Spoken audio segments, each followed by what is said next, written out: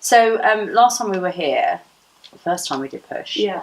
I think, the great thing about that was it really helped us develop what our proposition was. I think we did something really good before, but I think actually after the first one, it really helped us focus and crystallise exactly what Push does.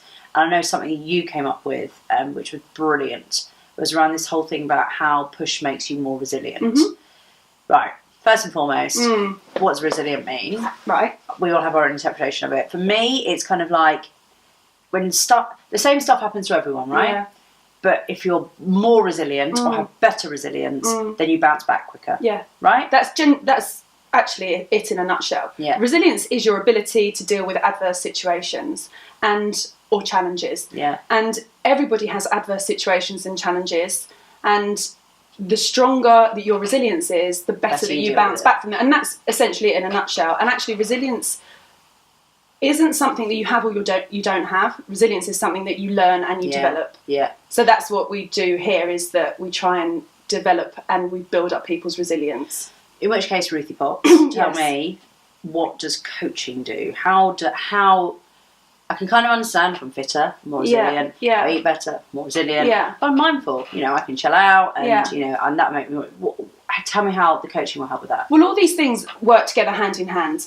And if you're doing all of them, if you're sleeping better, if you're exercising, if you're being mindful, then you work all these things together and your resilience is going to be rock hard, basically. Yeah.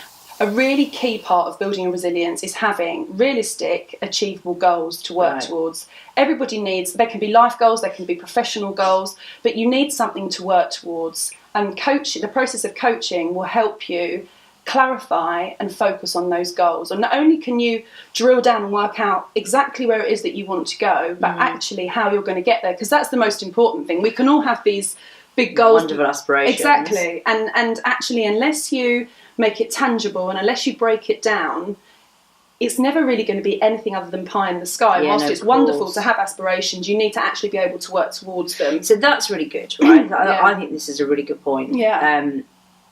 There are a couple of things there. Number one, it's about having a goal that is realistic. Absolutely.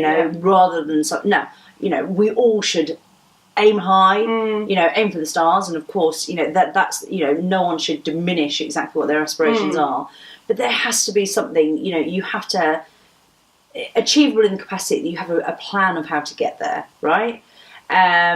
So I guess that obviously the coaching side of it, that's where that kind of comes in, and in order to set them, but then the more important thing of the plan of how to get there, and that's what you can help people with as well, right? Yeah, absolutely. And the most important thing about setting goals is that, and the question that I would initially ask, and the thing that we would talk about first in a coaching session is this something that you are in control of? So if you have a goal that you're not in control of, it's never going to happen, and it's a negative goal, and that's rubbish. Sorry.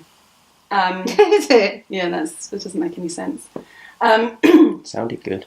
Sorry, no, it doesn't make any sense. Just go again from. So.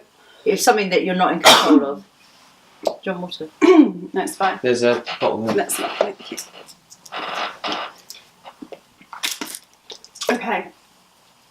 So just start again. So if it's something you're not in control of.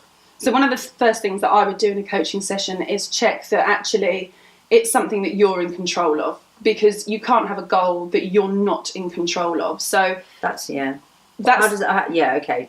So, for example, if you came in and said to me, "I want my husband's business to be really successful." Well, I mean, the main issue there is my husband, Ruth. We'll talk about that in another session. Control. But if you've decided that's what's going to make you happy, and actually you don't work for your husband's business, how on earth can you affect it? Yeah, of course. So we have to make these things realistic and in your sphere of control. So that's probably the first thing that I do as a coach. And there are other things that I have to bring to the table. And the reason why people do coaching is because actually not many of us take the time to sit with somebody and talk about us on a one-to-one basis. And what I have to do in that situation is I'm a sounding board. So even just using me as a sounding board has huge benefits. Yeah. And my job is also to challenge you, because I'd be doing you a disservice if I sat there and said, oh yeah, that's a really good idea, or no, that's...